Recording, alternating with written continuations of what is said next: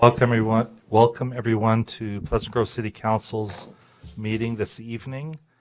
Special welcome to Commissioners Ellertson, Commissioner Lee, Commissioner-elect Ivy, Richard Nilsson, Mayor Gigi, David Zapala, Jenny Reese, and then coming is Rob Crawley and Mike Geddes, and Dave Bunker, City Manager for Cedar Hills. So welcome everyone.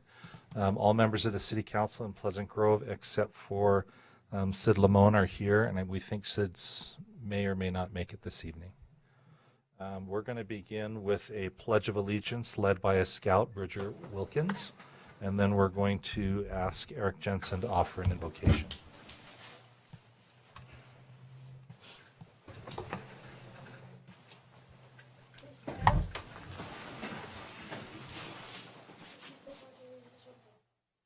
I pledge allegiance to the flag of the United States of America and to the republic for which it stands, one nation under God, indivisible, with liberty and justice for all.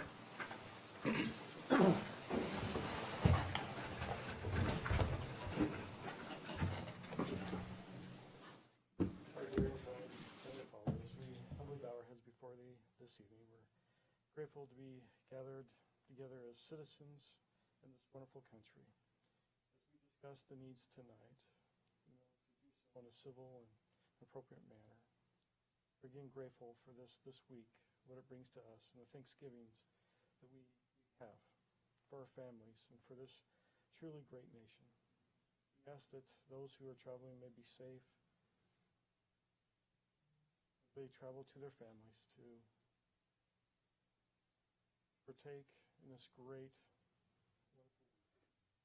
and we're grateful for all that we have as citizens, and we say these things humbly in the name of thy Son, Jesus Christ. Amen. Thank you.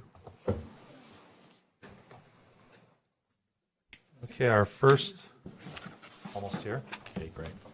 Our first order of business is to consider for adoption a resolution 2016-048 authorizing the mayor and municipal city council sitting as the board of canvassers to accept the election returns and declaring and certifying the results of the general election held on November 8th, 2016.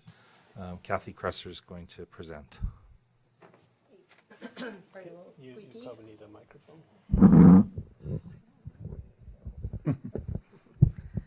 So the results of the canvass came in today from the county for the bond election. There were,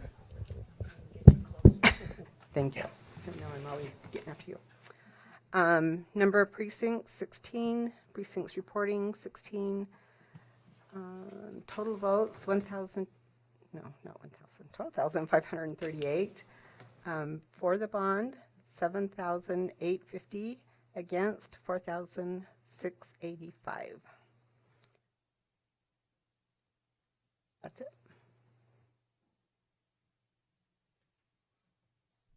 Okay, any discussion?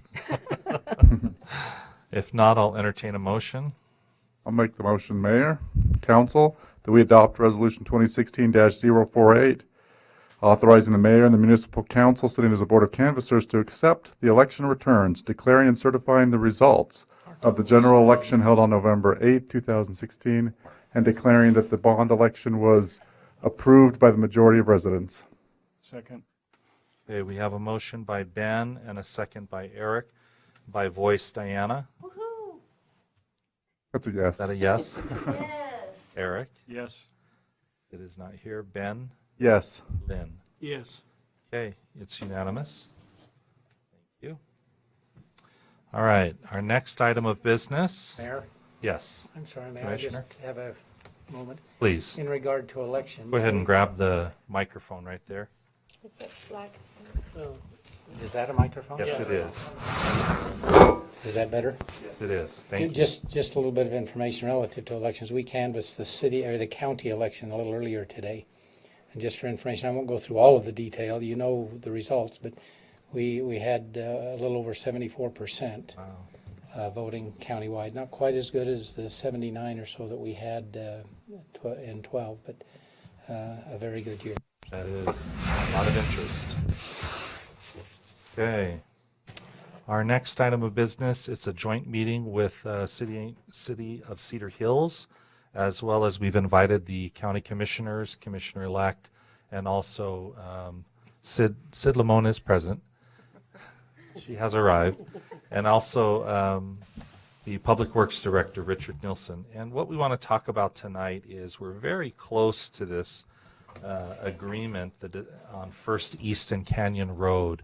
I think Commish, how long have we been discussing this? Longer previously when I was like here? yesterday.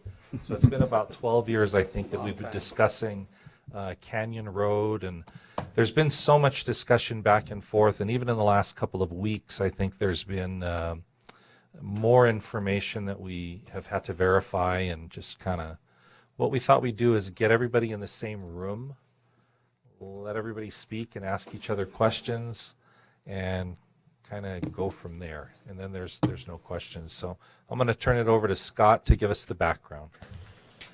I think a lot of people are familiar with the background, and I'm going to, just a couple things. These are proximity mics here, so as you can tell, if it's close enough to me, because my voice can carry a little bit, you can hear.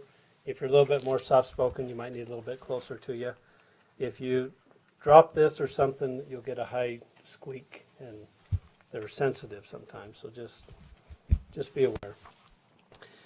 I'm going to recap maybe the last 2 or 3 years. And so like Mayor Daniels said, I think there's been a lot of things that have been happening with this. And as I recap, and if I am misrepresenting or I have it wrong, please feel free to jump in and say, no, this is what happened, and just correct me, because this is really my understanding of kind of why we're here today. At one point, Canyon Road First East was a state road, and as North County Boulevard was being done, there was an agreement struck between the county and North County and UDOT for North County Boulevard to become a state road, and for Canyon, I'll just call it Canyon Road, to become a county road. Somewhat after that was taking place, we were approached by the county commissioners, I say we, I think Pleasant Grove and Cedar Hills, about the cities taking that road, taking ownership of the road. We had certain discussions and got down a certain road with that to a point where we applied. Pleasant Grove City, I think, was the applicant, and Cedar Hills, I don't know if you're a co-applicant or exactly how we worded that, with MAG to get additional funding to help with the improvements of that road. The county had represented that their intention was to keep it at a county standard road. Our intention was we'd like to see it become more of a city standard road, but also take care of storm drain issues, safety issues as far as sight distances, intersections that maybe had some concerns. We received a grant from MAG for, I think, 4.3 million, 4.5, with using the county. Let me take a step back. The UDOT gave the county, to my understanding, $3.3 million to be used for taking care of the road, because UDOT knew that when they gave the road to the county, it was not in very good shape. And then the county had some money left over from the North County project, about 1.5 million, that was going to be earmarked for this project. So the county had 4.8 million to do what they were going to do with County Road. We used that as a match with MAG in order to obtain the additional grant funds. In the meantime, after the grant funds were awarded, I know we as a council, Cedar Hills as well, took a step back and said, you know what, we don't. The intent was we would take ownership of the road right away. We took a step back and said, you know what, I don't think we want ownership of this road. Once that decision was made, we approached the county and said, we have the grant money available, because the county said, that's fine, we're just going to proceed with how we would maintain this to a county standard. And then we asked, will you take the grant money that's been awarded and do this project? Take your 4.8 million and add the 4.5 to make a $9.3 million project with all the improvements. The response back at the time was, we will do this, but we want you to take ownership of the road eventually. I think initially the county said, we want you to take ownership in 20 years. We had meetings with the county commission and both mayors and both managers a couple times, talking about the parameters. At the time, we were given direction as staff to sit down with the county staff and to work on an agreement. And so we were able to reach an agreement that, in essence, if the county were to take the grant money, the cities would take the road after 30 years. The cities would own the road. In the agreement, it stipulates that the road has to be at a certain condition before we would take it back. It also said that part of our responsibility as cities is we would take care of some of the smaller maintenance, particularly the snow plowing, starting right away. So we wouldn't have ownership of the road, but we would be doing potholes, we would be doing snow plowing, we'd be doing some signage and some striping and things like that. The county, in exchange, would, for that 30 years, take care of any overlays or surface treatments and really more of the big ticket items when it comes to maintenance of the road. As we had that negotiated as staff, we brought it back to our elected officials and we negotiated with the understanding that our elected officials are the decision makers here, and they are eventually going to decide whether we're going to pull the trigger on this or not. And that's where we got. We got it in front of the Pleasant Grove City Council and Cedar Hills City Council. I think at the time, I don't know, a month or so ago, to my understanding, Cedar Hills voted not to go into the agreement. At our particular meeting, we tabled it at that time. Once Cedar Hill decided they weren't going to be party to it, Pleasant Grove and the county sat down and we created an agreement just between Pleasant Grove and the county for the grant money to be used for the Pleasant Grove portion of the road with the improvements, and then we would take ownership after the 30 years. That's been on the table for about 2 or 3 weeks. To where we got to a point last week, we had Councilmember Reese come and to our council meeting and ask that we could all sit down and talk and see kind of where we're at. And so that's what precipitated tonight was we asked the county commissioners to come, Commissioner-elect Ivy, Cedar Hills, Pleasant Grove, and we can all talk and see what's on the table. Part of it, there was a little bit of a sense of urgency. If we wanted this project to happen next summer in 2017, the county's got to get going pretty quick on the design.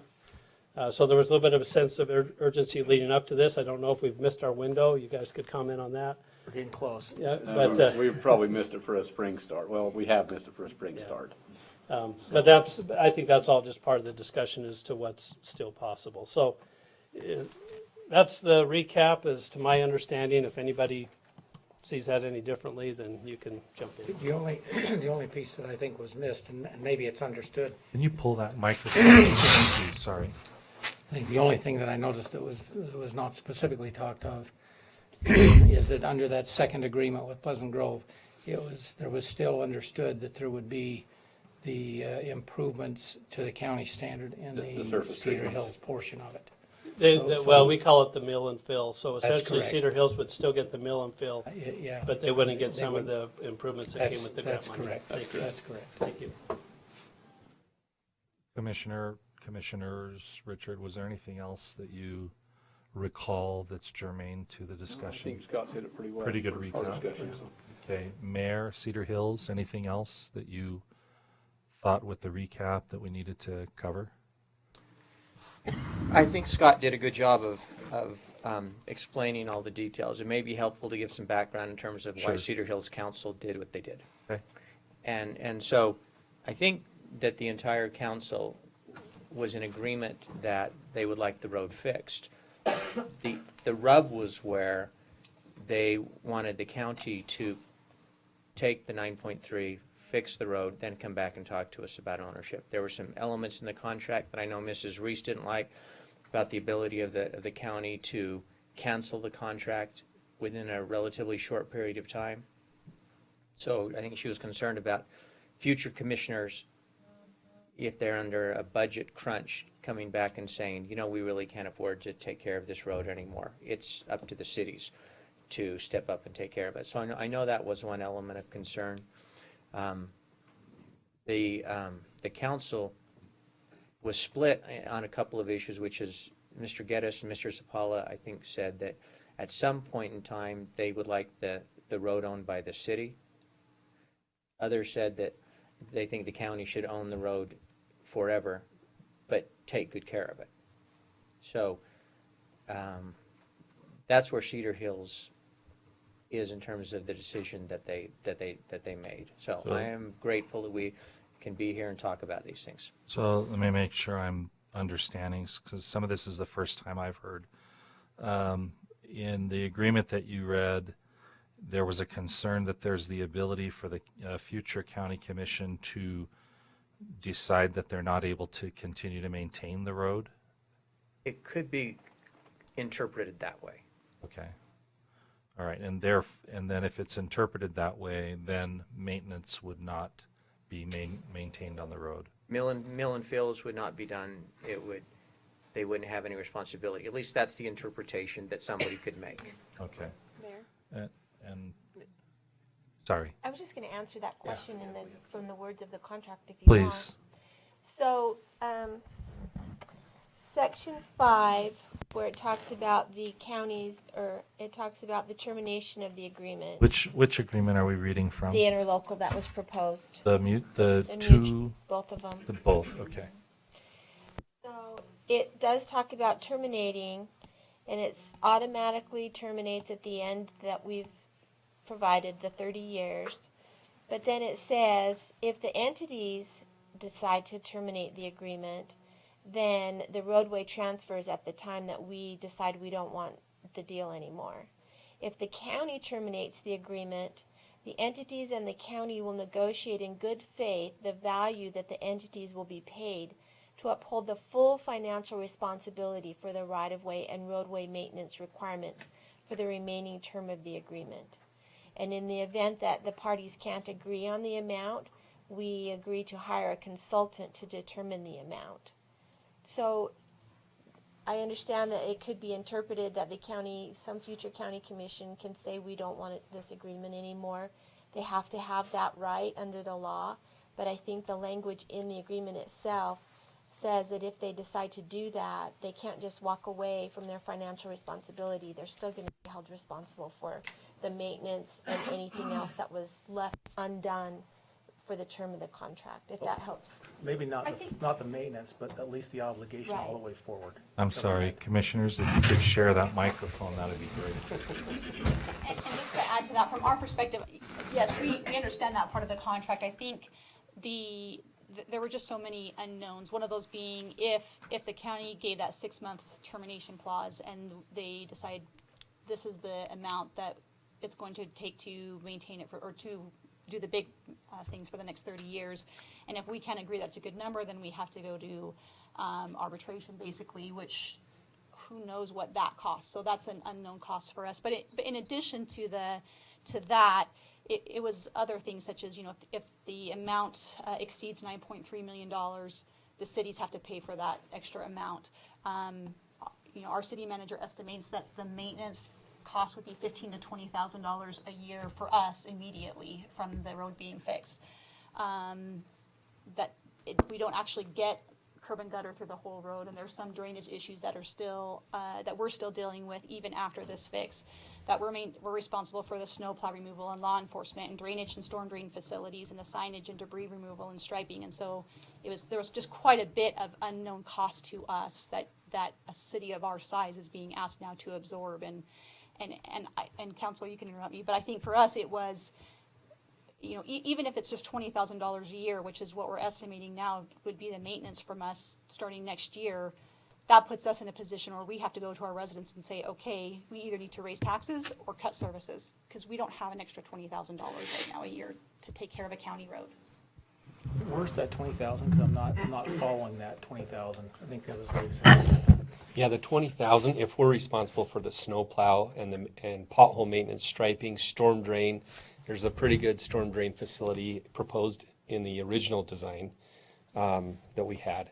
So if we add up all those costs, that's about $15,000 to $20,000 a year that we estimate we would have to expend to fulfill our portion of the agreement. So, The storm drain, however, is based upon the city's wanting to have that storm drain. And you, That would not be, Richard, correct me if I'm wrong, but the storm drain was one of the, quote, city quality improvements as opposed to what the county putting in otherwise. yeah, if it stayed a county roadway, obviously it wouldn't have the curb and gutter and the collection system. Now, our city standard is curb and gutter and a collection system. In fact, the state is forcing us, and the city of Pleasant Grove as well, to take a very aggressive approach with stormwater runoff.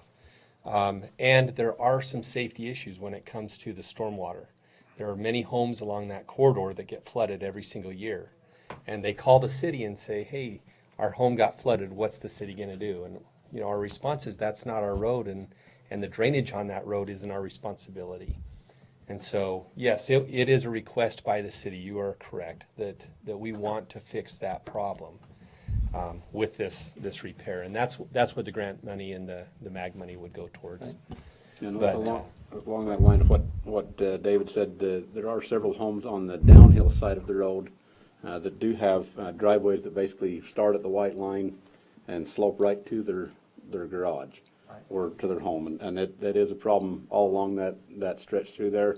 There's areas where there's drainage coming off of the east side down into the road corridor, either off of driveways and private lots or off of roadways that has some issues, and a lot of that was to be addressed in the overall project. I don't think it addresses all of it. In looking at the total fix that probably should happen on this road, in my view, it would far exceed the $9 million that we have available.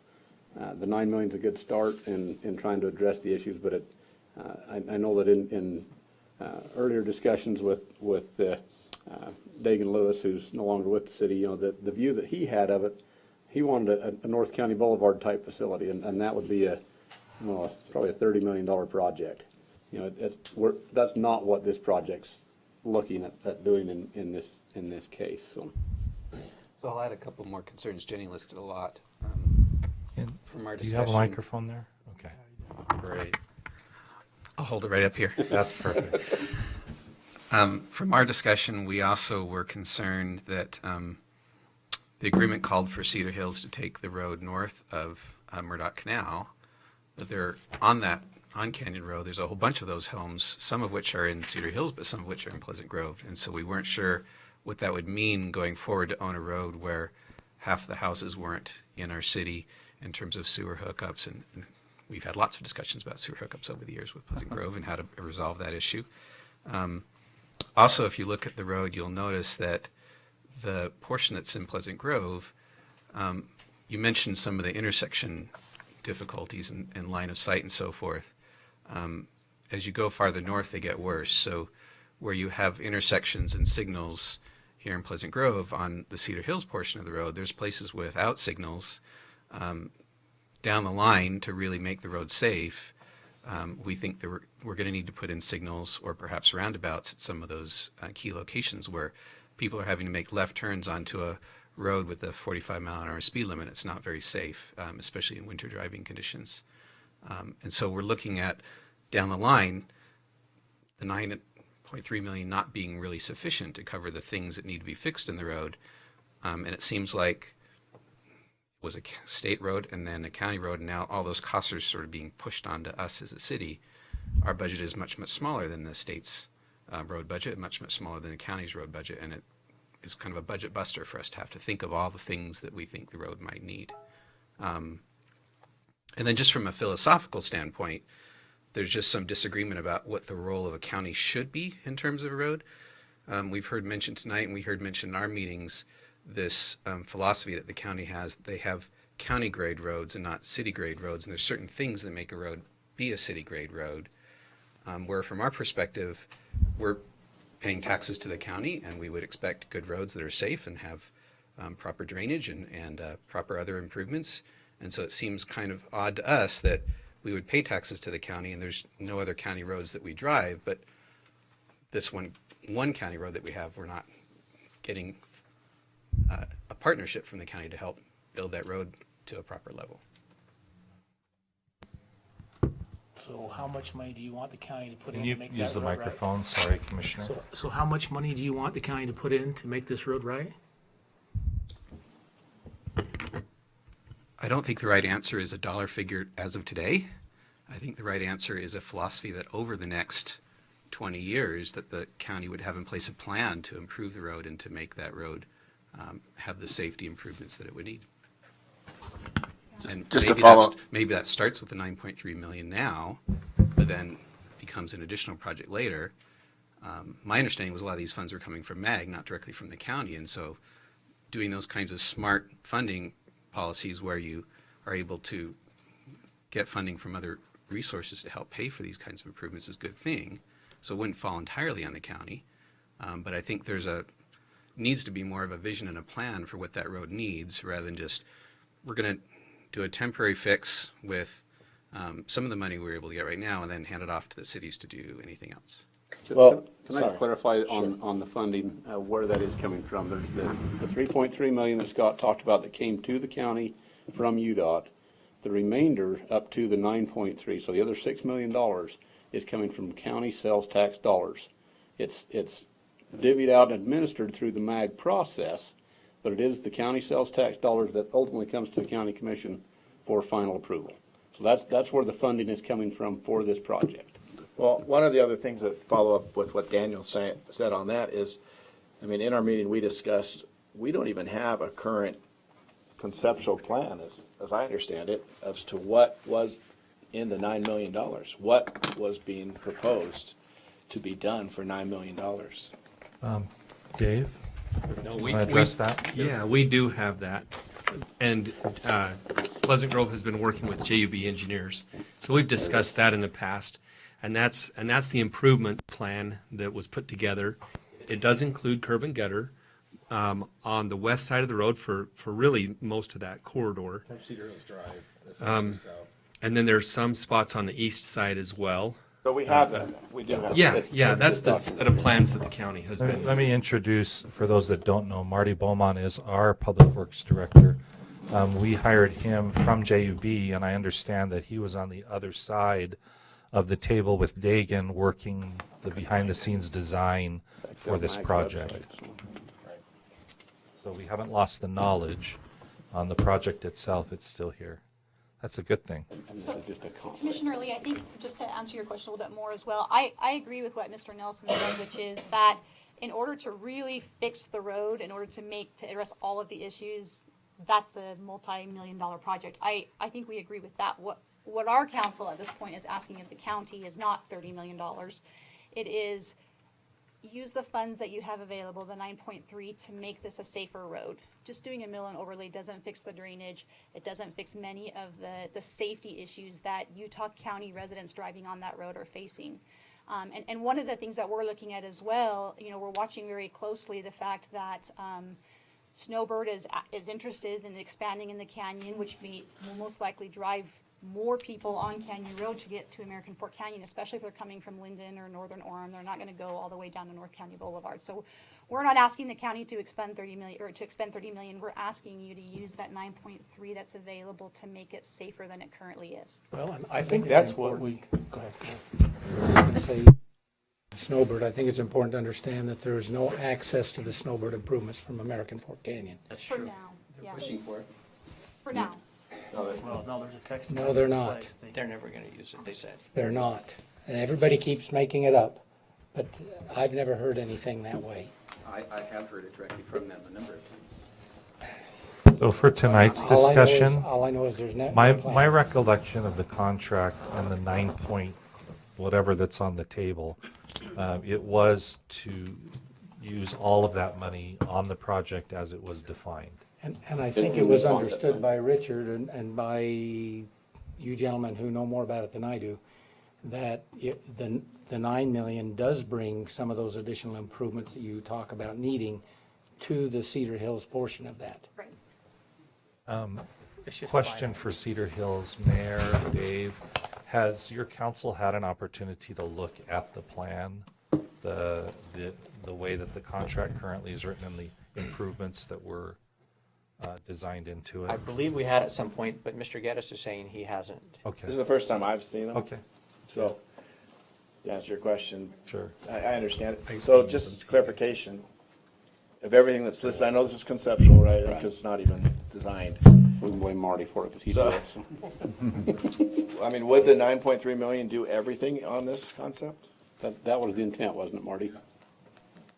There were previous designs that included more ask than we couldn't afford, frankly, and fitted into the 9.3. So basically what we have there is, well, that was pretty good for a couple of years ago. Let me clarify. So the 9.3 number actually is a number that the county has come back and said, this is the maximum amount we're willing to spend. What actually happened back when this was approved at MAG was they approved the project. Our original estimate on the project was $9.2 to $9.3 million, and that was with some pretty good contingencies in there. We're at a conceptual level, and so that's what we proposed.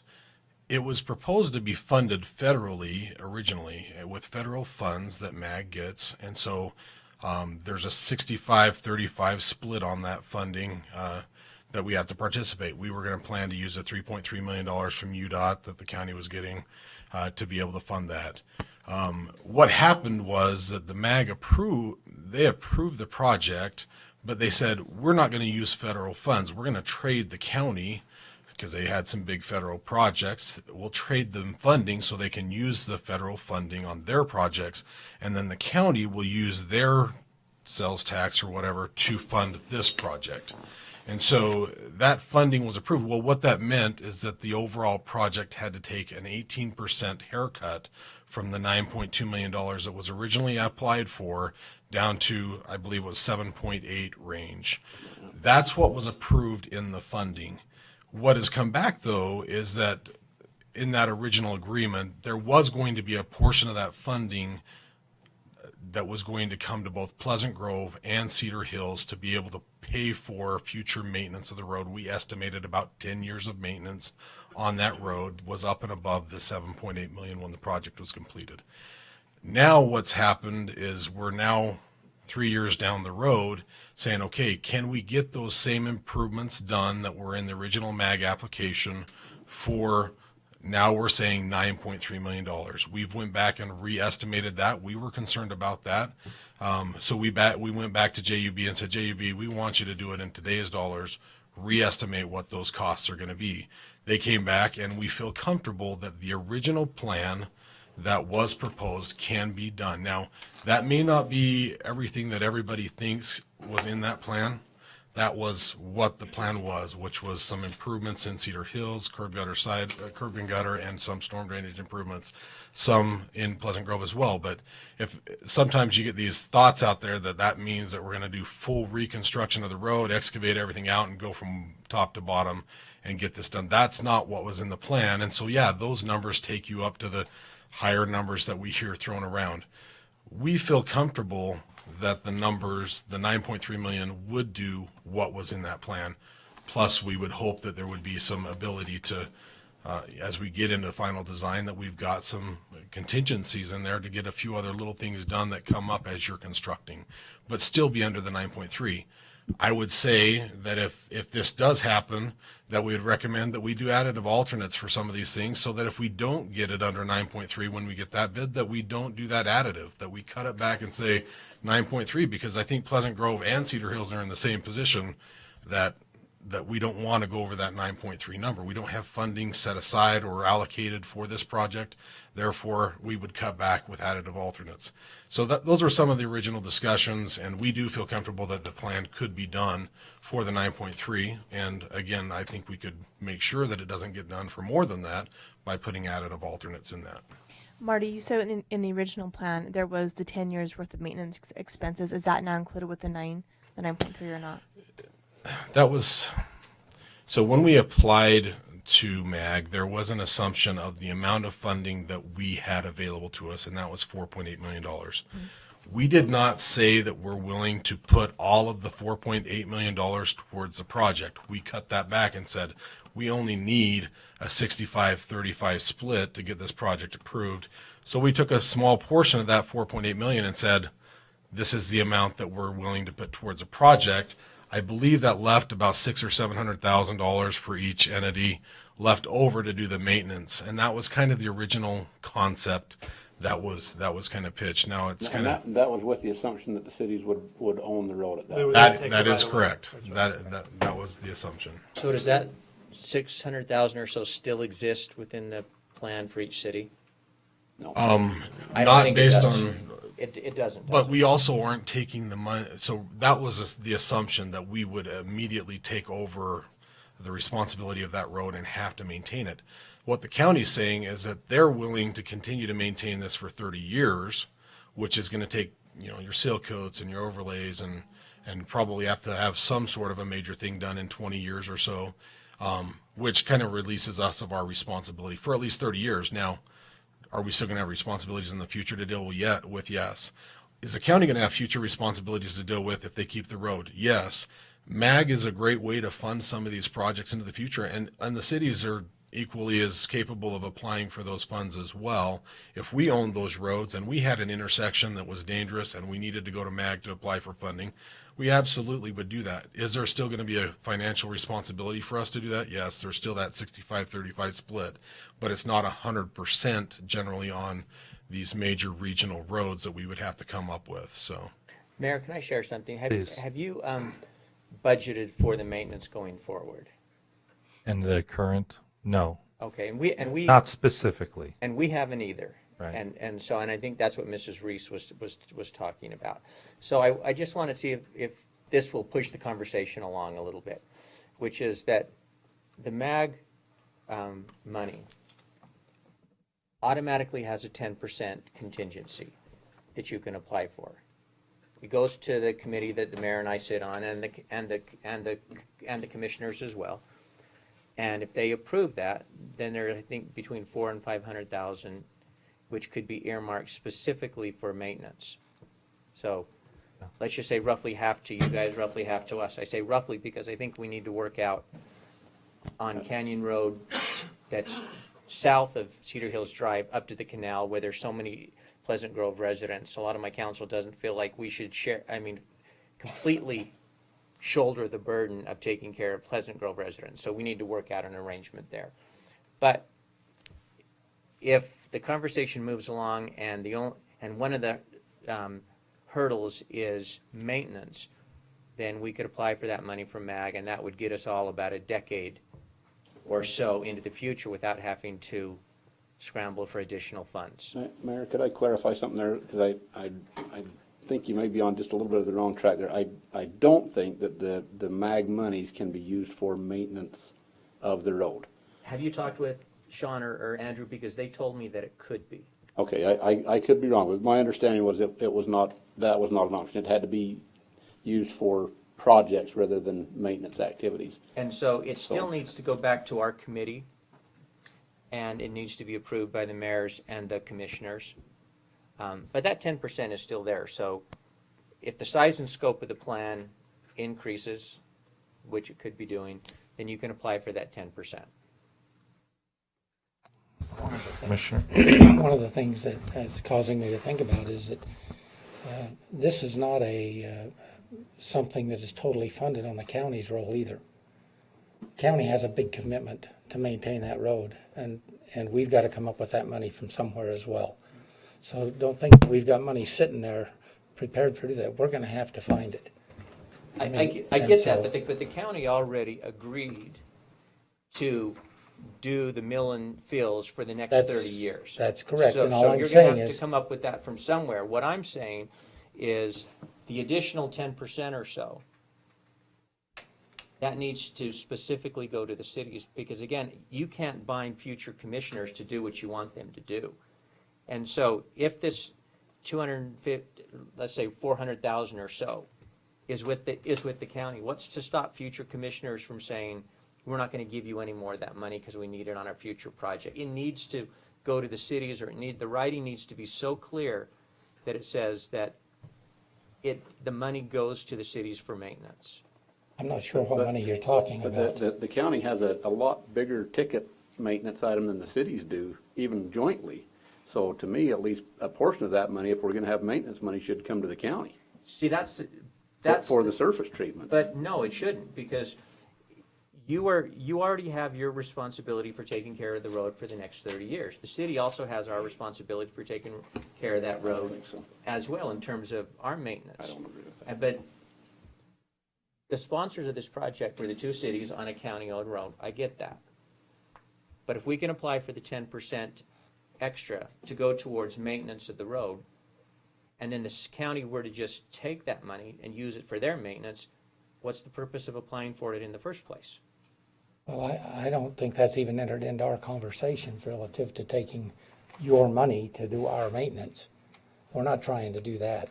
We're just taking on an obligation. It sounds like that's what you guys were saying, is that that you have your own maintenance needs, and so if that 10% existed, that you would want to take that. It sounded like Richard was saying that. No.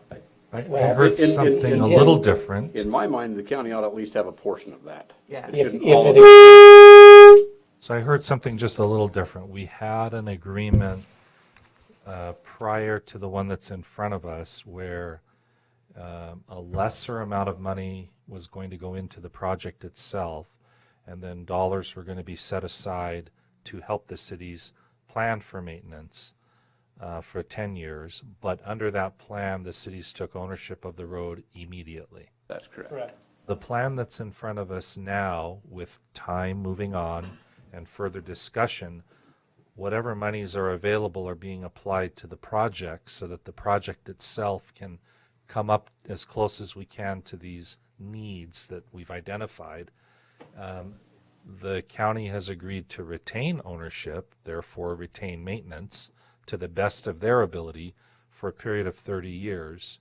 And then after the 30 years, the city and the cities take ownership of the road along with future maintenance that goes along with that. That's about as simple. Well, and some existing maintenance immediately.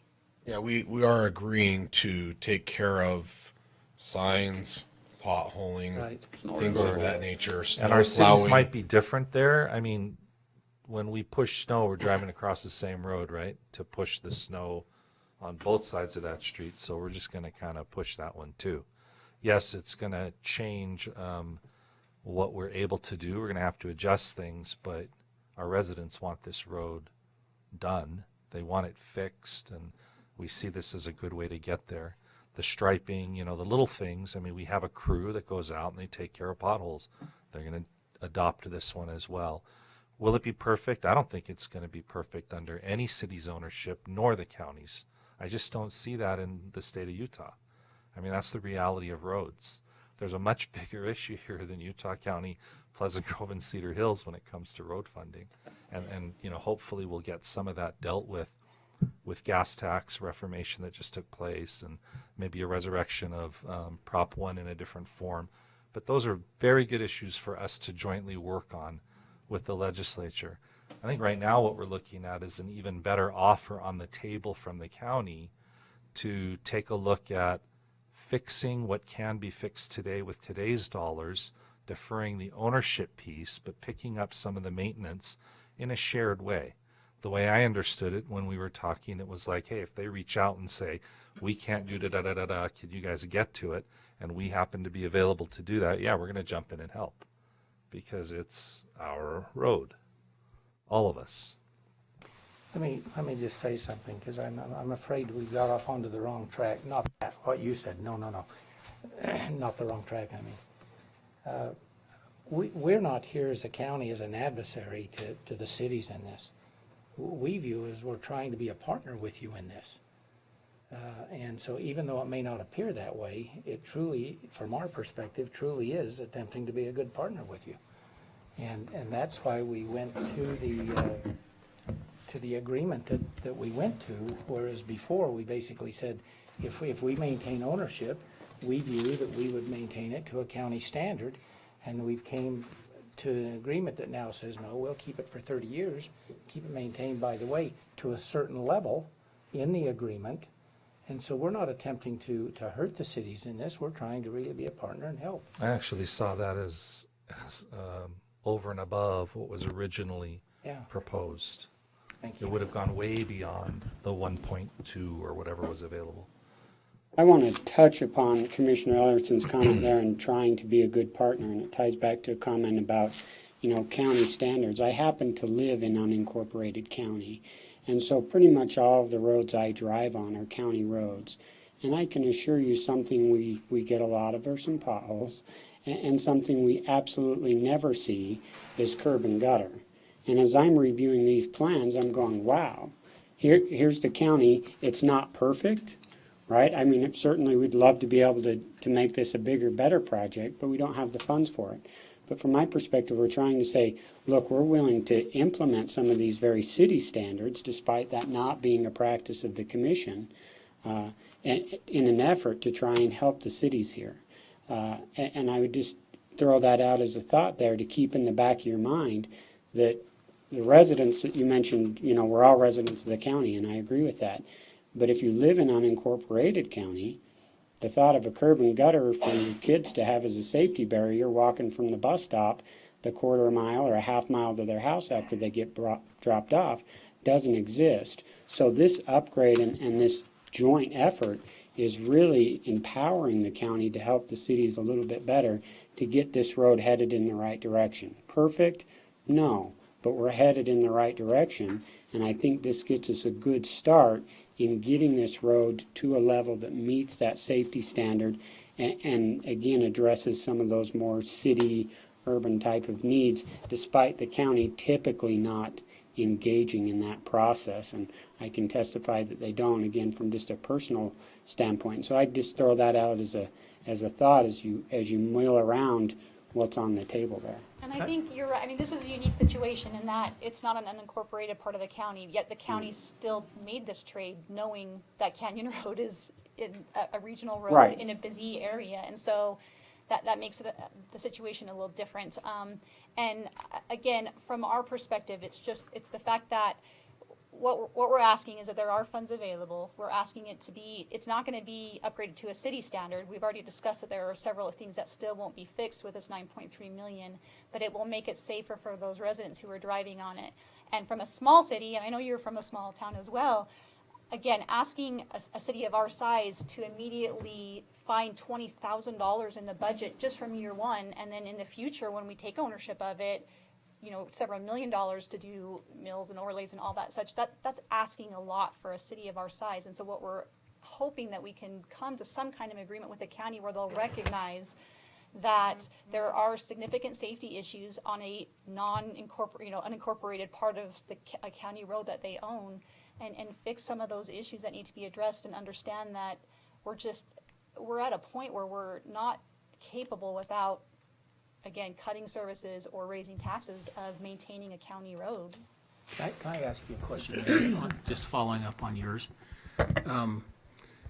If there's money left over in that 10% that you're talking about, and that went towards the overall maintenance of the road, does that help to alleviate I mean, I know it's not a perfect scenario because you've got long-term issues that are there too, but is it a starting point? I think it is. I mean, and I'm not speaking for the council, but I do think it is. So I'd like to know what you think your portion of that would be. Let's just say, for argument's sake, there's $400,000. I guess what I'm looking at is, as I look at the cost that the cities would have in the maintenance per the agreement, David said, somewhere in the $20,000 a year range. When you look at that compared to a seal coat or an overlay, the county's portion of that is going to be multiple times that. So if you take the cost of that road over the 30-year life that the county would operate it, what are those seal coat costs, the overlay costs? I don't know that off the top of my head. You bring that back to an annual cost, look at that in comparison to what the city's maintenance cost would be, and have some sort of a proration of that. I don't know what that number is, but I would assume it would be a pretty big chunk of it. Okay. So I appreciate your helping us to see the issue from your perspective. and I appreciate that you're wanting to be a good partner. And maybe it might help for you to understand how it looks from our perspective as a city, so that we can kind of come to a better understanding. So from our perspective as a city, we're seeing that there's been $9.3 million allocated for a project that MAG has agreed to. And it appears to us that the county is saying, we're not going to spend that money to fix the road unless you take ownership of it in 30 years. Andrew, you want to drag a chair up to the table? That seems like a lot of pressure to put on a small city to say, yeah, we know there's these significant issues. We know your residents are having some safety issues on the road. Wouldn't you love to fix those, but only if we hold out this stick that, you know, you have to take ownership of the road, or we're not going to bother to pay attention to your concerns. So that's sort of the perspective that it looks like, combined with the perspective that our total road budget is only $250,000 for a year. It's much smaller than a county or a state budget. And so looking 30 years down the future, I have to think of my kids living in this town. And you're talking about if we have to then do significant improvements on the road 30 years out, you're talking about perhaps doubling our annual budget on roads. And I just don't know where that money comes from. So, and in regards to that, I think that's actually the beauty of the way this is orchestrated, because you have 30 years. Cedar Hills is certainly going to look significantly different than it does today in 30 years from now. I would anticipate as you get housetops in there. So, are you, okay, and that's, I don't know that, so that's part of my question. Where's your budgeting to come?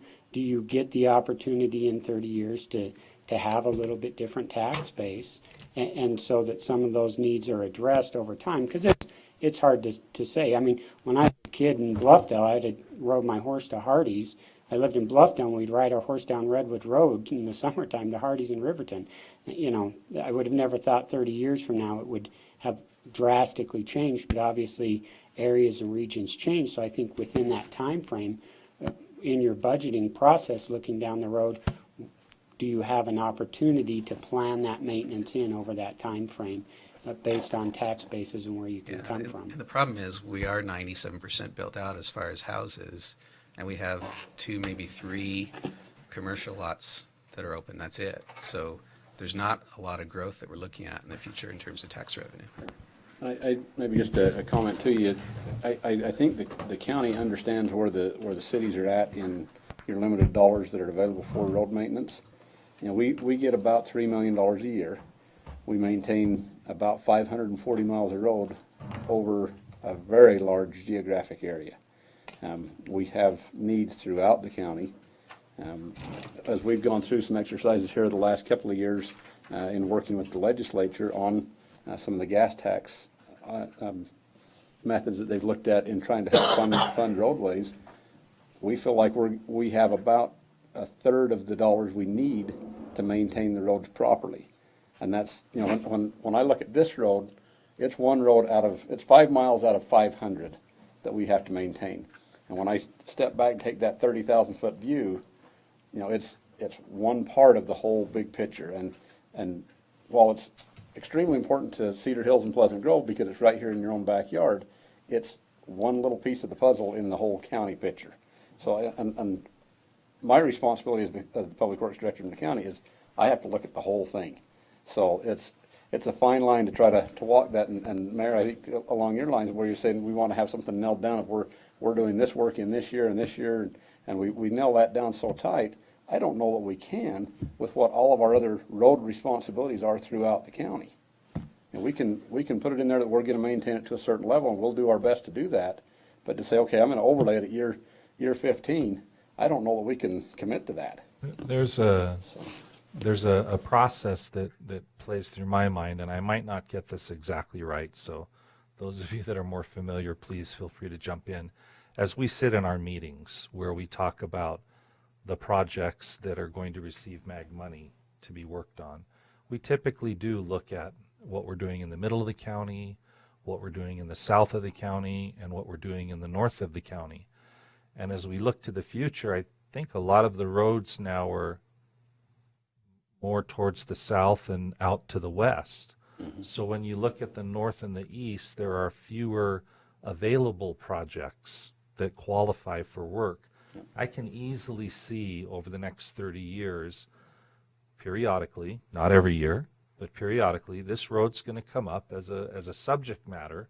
You know what? It's time for the North County to receive a project, and this one here looks like the likely one to get that attention. Someone steps forward, it gets on the tip or the stip and whatever, and it makes its way through the process. And quite honestly, Is that a fair representation? as we go through the MAG process, and David and Marty have been part of this, as I look at it from a county perspective, I've got a road out in the south end of the county, it's 9600 south, it comes up off the Payson Main Street exit and goes west. Right. For a county road, it has a lot of traffic on it. When I compare it to this road out here, it has peanuts. And when you start looking at that on a global basis, it's hard to say, okay, I really need the money out there when I've got this need here, or Right. a road in downtown Provo. And, you know, it's the roads with the higher traffic volumes typically tend to weigh a lot heavier in the ranking at the MAG process, so. And I don't know if all of our councils are aware of that, but that's one additional method over and above looking at what Mayor Gigi was talking about with the 10% contingency, if you will. This is a way to maybe target in, and if there's a particular intersection or an area that's lacking in safety or something, if the mayors, whoever the mayors are at that time, get together and have a discussion with MAG, it's very likely that, you know, I'm looking around the table and go, whoever the commissioners are and whoever the public works directors are, you know, I mean, but that's what happens. We make these lists and they move up the rank, and about every third year, boom, you know, you have a project that pops up, and it has more dollars to it than if you had tried to just do this out of B&C road funds. Yeah. Marty, can I ask a question? Yeah. I know we had this discussion over a month ago, so I can't recall what you said the estimate would be for Pleasant Grove annually to maintain our portion. Is it the same as Cedar Hills, or do we have those different needs? And can you remind me how much it would be annually for Pleasant Grove to maintain our portion? So the thing that we've really looked into is the snowplow. So the stormwater, it seems like we've already been doing that. We aren't adding a lot more to our system from what this project is. We have a little section on 1800 North that will be added, but around 1800 North.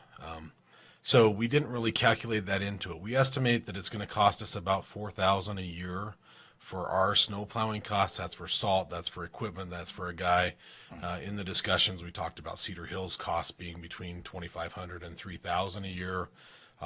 To be able to do that, we just went lane miles. We figured 30 storms or 30 trips and 10 big storms a year, and kind of came up with those numbers. And so we kind of looked at it about $4,000 for that. I would say the signs that we've got some crosswalks that we're agreeing to do in this. There's not going to be a whole lot of costs there, maybe another $1,000 a year to do signs and striping with our guys, because we're only agreeing to do the crosswalks and any signage along the road. So those aren't replacement years.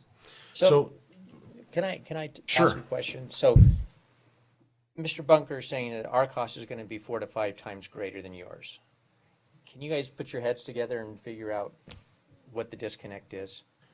Again, I hadn't calculated any of the stormwater things in that, and went through and figured out how much time it's going to take my guys to go clean all of the drainage features that are along that road. That probably, I assume that's in your calculations, David, on doing all those calculations.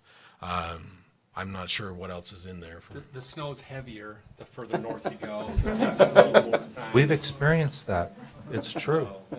No, you know, our numbers for snowplow probably are a little higher than yours. And that could be part of it, the storm drain. We are adding a major storm drain facility in Cedar Hills that Pleasant Grove would not be. So that's probably, and it'll be year round. That storm drain and maintenance has to be year round. It's not just through the winters. Marty, I have another question. So according to the contract, the county needs to maintain the road at a 70, I'm going to try and get this right, CPI? PCI. PCI, dang it. We're so close. So close. Pavement Condition Index. So if that's maintained for the next 30 years, when we reach that 30-year point and it's been maintained to that level, in your estimate, doesn't that give us another few years or 10 years, or I mean, it's not like it's going to start deteriorating from year one. It's going to be maintained for the next 30 years. So doesn't that really even prolong the life even more and give the city some more time to figure out a plan? Yes. So it's very difficult to look 30 years out and tell what the condition of the road will be due to the traffic volumes and loads and things of that nature. I think as we were looking at this with the county on saying, okay, we need to make sure that the county is committing to keeping this road in a very good condition. So at 30 years, we're not getting what we have now because there's no way for us to do that. And I think that's what we're trying to do with saying, okay, a PCI value of 70 is a good road. It's in very good condition at that point. And so at that point, we could take it over and then take on that ongoing maintenance. That ongoing maintenance isn't a full reconstruct at year one, yes. Down the road, we're going to have to look at overlays or a mill and fill or, maybe what they're doing, what they would be doing with this project. But that's probably in the 10 to 15 years out range if it's properly maintained through its life. Now, if they just leave it from day one, yeah, we're going to get a terrible road. But that's what they're committing to in this agreement is giving us a good road at the end of the 30 years. And I think What that's is the language at the end of the 30 years? It's Was there a, 70. It's 70. but was there a reconciliation or an evaluation or something? And then Oh, yeah. what was the?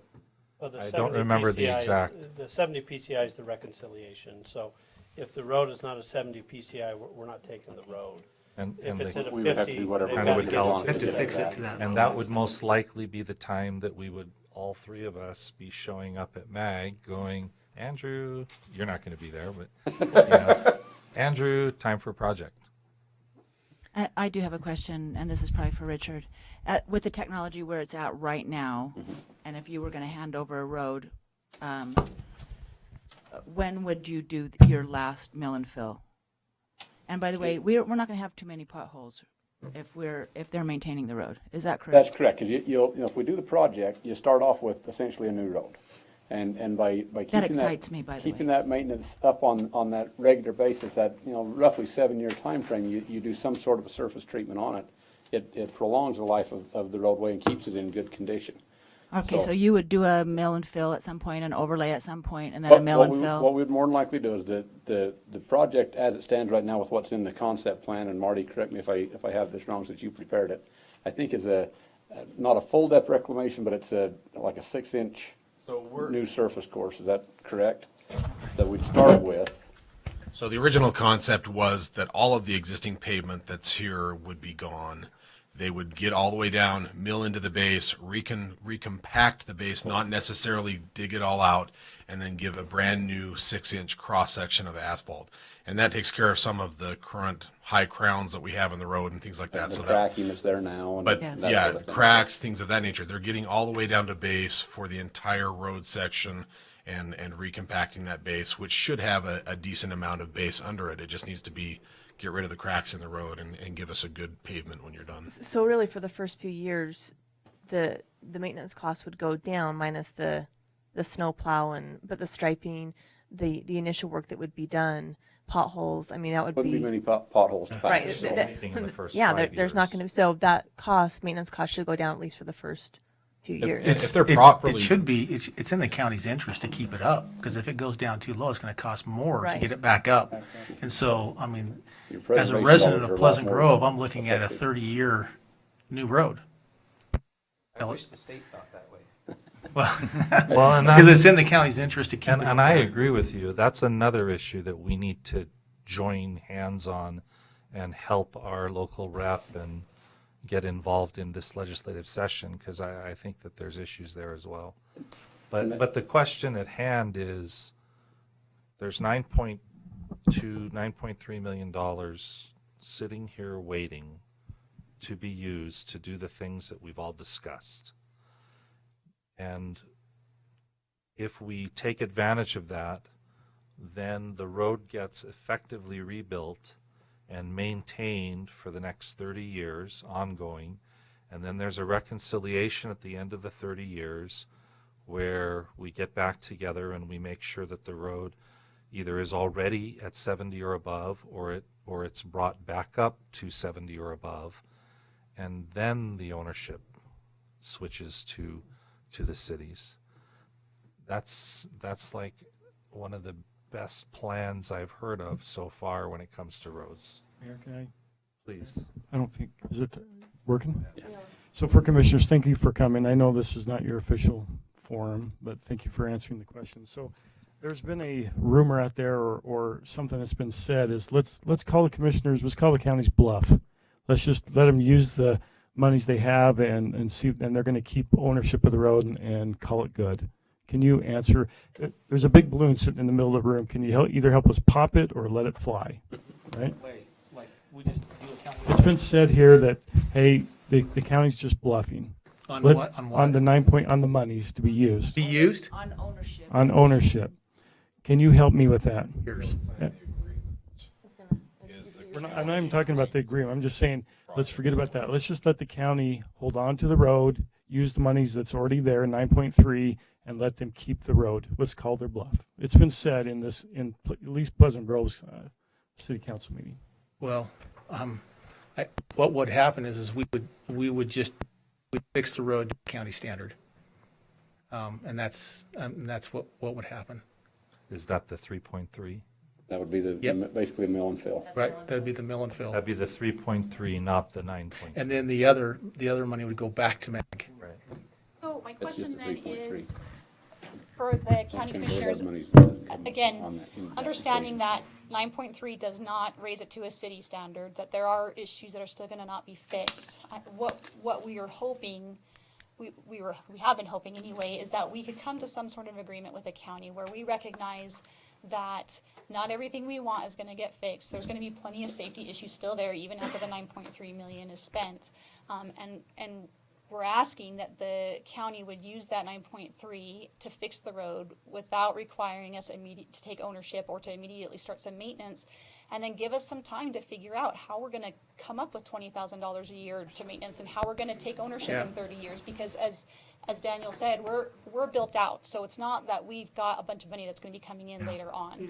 Yeah. And understanding from the county's perspective, if you know it's unsafe and that it's your road, our hope is that you would expend the funds that you have available to you to go ahead and get it fixed. And even if you only do, I mean, if you decide, no, that's not an option, and so Cedar Hills is out and Pleasant Grove's in, you're still gonna have to be maintaining curb and gutter and, everything else that's on Pleasant Grove side. So again, we felt like it was a compromise to say, we're not asking for $30 million to fix it, as Mr. Nelson said, to all of the issues that are there. We're asking you just to do some of the basics to make it safe, and then let's go back to the drawing board and talk about ownership in the future and give us some time to figure out how that's gonna work for us. So as I'm understanding, you're wanting us to do that, to fix it with the 9.3 and not have any agreement with the cities.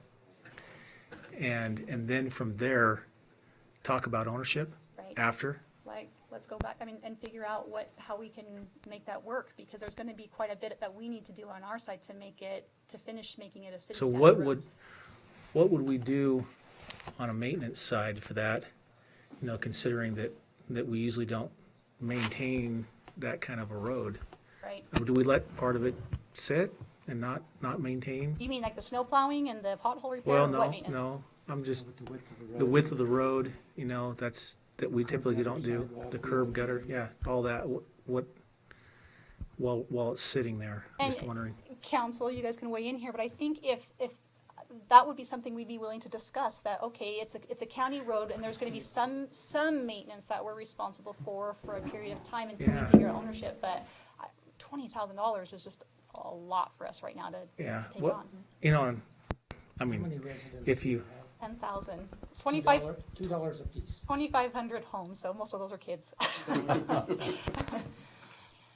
because ultimately, and there's no secret to this, we would love to have the city own the road. Right, And I mean, that was kind of originally, the city was gonna take it and then use all those monies to upgrade it and take it from there. And so there's no secret about that. The county would love to have the city own the road. But we also recognize that roads are a deteriorating asset. They cost money, they cost to continue to go on with them. And so we're trying to find a way, I think, as we've been going through this process, we're trying to find a way to have a nice road there, road system there, and use that whole $9.3 million, if it's 9.3, 9.2, I can't, 9.3, and find a way that we can maintain that all the way through it and eventually get to a change of the ownership. I know I'm just kind of going in circles, but I mean, to the mayor's point on that contingency money, and now that Andrew, clarifies some of those, I wouldn't mind entertaining and seeing what can be done with that extra 10% if that's there at the end. I don't know if it will be there. If we spend it all, then we don't have it. But if there is some money there at the end, if that can be used for maintenance, for offset, if that seems to be the stick for a while that's holding this whole thing off, I wouldn't mind looking at and seeing what can be done. Right, and that's what we're asking for, is time to figure it out. But we've been told that if we don't sign this agreement by the end of the year, it's off the table, and you're just going to do a mill and overlay, and too bad. Well, and we're part of it is, and I started to cut you off, but this road's been sitting out there a long time, and it's been needing, and it's getting to the point to where if we go into some of the fail rates of this thing, the costs just continue to go up at a higher rate. Right. And so we're at a point now where it's like, let's get some agreement in place so that we can go forward and not get down into the real cost of fixing a road that's really substandard. Commissioner Lee, or can you answer this question, or the other commissioners? What was the reason the state handed it over to the county, and what's the reason specifically the county wants to hand it over to the cities? I mean, obviously it's financial. I mean, is there something else I don't know in case a resident asks and wants to know what the reason that? All you I mean, talk on or that, is I this, wasn't there during that. is this whole specific to discussion. just Pleasant Grove and Cedar Hills, or is this kind of happening with other county and state roads in Utah, with it being kind of passed down to the cities with the roads that run through their cities? Scott gave a summary at the front end of this, and I'll go back to that, where initially, when we built North County Boulevard, in order to get right-of-way money to help offset part of the cost of that road, we needed it to be a state road. So we negotiated with the state that they would take North County Boulevard, gave us access to the corridor preservation money. And so, but they said, all right, we need to work a trade. Canyon Road then becomes a local road. And so we then had conversations with both communities, with the county, moving down the road that said, okay, we've got to make this a local road in order for that to work. And so from a county perspective, we were going down the road on the hopes, as Scott indicated, and even to the degree that when you went and applied for the money from MAG, it was with the understanding that it would become a city road. Well, that didn't happen. But we felt like we still had an obligation as a county to take the road. Okay? And so that was what we did. We took the road with the understanding we would continue to try and work with the cities to find a solution. I don't think our city council was involved in any of that agreement. Yes, sir, they were. Were we involved? Well, we never said we wanted to do it, though. It might precede your current council. Probably 10 years ago. I think Dave was there. Both cities were involved with it. But there was no agreement? No, there was not. That's what I'm saying. Both cities were involved with the discussion and with the concept of it. Was anyone here from our? It was a class. Yeah, Daniel.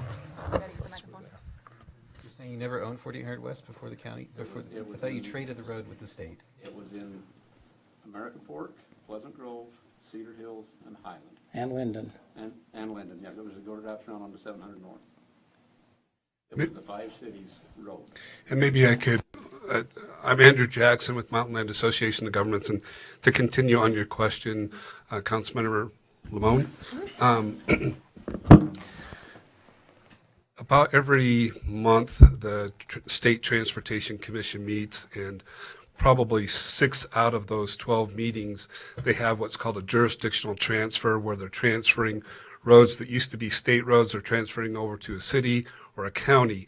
As the state builds additional roads and lane miles within that, so you're putting in a new state road or you're adding extra lanes to a state road, they often look at a swap where they're building a new road that becomes a state road, and then they have a mile per mile. And in fact, the Transportation Commission at that time was talking about before they would do any new state roads, there would be a 2-for-1 swap, so that the local jurisdictions would take over 2 miles of road for every 1 mile of new state road. Now, that didn't go through, and we were able to get kind of almost a mile-for-mile swap here. But as you look at expansion of I-15 and other state roads, they're looking at which roads function as a state road, which roads function as regional roads, et cetera, or local roads, and they make those transfers looking at that. But at the last meeting, I think there's probably 3 or 4 transfers that happened there. And in order to get this funding, like the Commissioner was saying, it can only be used on a state road. We had that interpreted to say a state road or a road likely to become a state road. And so there was that money would be used on this road because it was going to become a state road. And at the legislature, in order to finalize that, they had to have a jurisdictional transfer. It had gone through one legislative session, and it was going through that second legislative session. The Transportation Commission and the Interim Transportation Committee was concerned about this, making this transfer before they put additional funds in there. And that's when the county said, okay, we'll do that. And there was a discussion at the legislature. I was in the meeting when they were talking about whether or not to continue funding because they weren't sure if this was going to become a state road and then a county road. And they said, well, the issue's not that it's going to be transferred. It's just, is it transferred to the city or transferred to the county? But they could go ahead with that jurisdictional transfer. Thank you for that history on that. I do have a couple of more questions or statements and or both. And I